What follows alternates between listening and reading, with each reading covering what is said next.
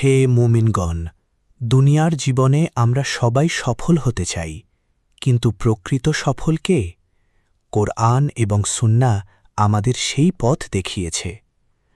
পবিত্র কোরআনে আল্লাহ তাআলা ইরশাদ করেছেন, ওয়ামিনান নাসি মান ইয়াশরি নাফসাহু ইবতিগা মারদাতিল্লাহ ওয়াল্লাহু রাউফুম বিল ইবাদ। অর্থ, অপরদিকে মানুষের মধ্যেই এমন লোক রয়েছে যে কেবল আল্লাহর সন্তোষ লাভের উদ্দেশ্যেই নিজের জীবন উৎসর্গ করে। বস্তুত আল্লাহ এসব বান্দার প্রতি খুবই অনুগ্রহশীল। সূরা বাকারা ২০৭। সাফল্য যেমন আছে, তেমনি ধ্বংসের পথও আছে। রাসূলুল্লাহ সাল্লাল্লাহু আলাইহি ওয়াসাল্লাম আমাদের সাবধান করেছেন সবচেয়ে বড় পাপ বা কবিরা গুনাহ সম্পর্কে। হযরত আবু বকর রাদিয়াল্লাহু তাআলা আনহু থেকে বর্ণিত, নবী করিম সাল্লাল্লাহু আলাইহি ওয়াসাল্লাম ৩ বার বললেন, আমি কি তোমাদের সবচেয়ে বড় পাপের কথা বলবো না? সাহাবারা বললেন, অবশ্যই হে আল্লাহর রাসূল।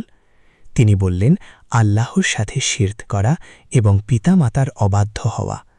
এরপর তিনি সোজা হয়ে বসলেন এবং বারবার বলতে লাগলেন, সাবধান, মিথ্যা কথা বলা এবং মিথ্যা সাক্ষ্য দেওয়া থেকে বেঁচে থাকো। সহিহ বুখারী ও মুসলিম। ভাই ও বোনেরা, আমরা যেন এই ভয়াবহ পাপ থেকে বাঁচতে পারি এবং শেষ জীবনে একজন সৎ প্রতিবেশীর সান্নিধ্য পাই, সেজন্য এই দোয়াটি বেশি বেশি পড়ব। আল্লাহুম্মা ইন্নী আউযু বিকা মিন জারিস সুই ফি দারিল মুকামাতি ফাইন্না জারাল বাদিয়াতি ইয়াতাহাওয়ালু।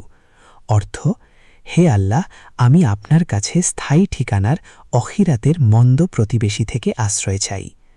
ইসলামিক এমন আরও ভিডিও পেতে আমাদের page Islamic academy NP follow করুন এবং হে মুমিনগণ চ্যানেলটি সাবস্ক্রাইব করুন।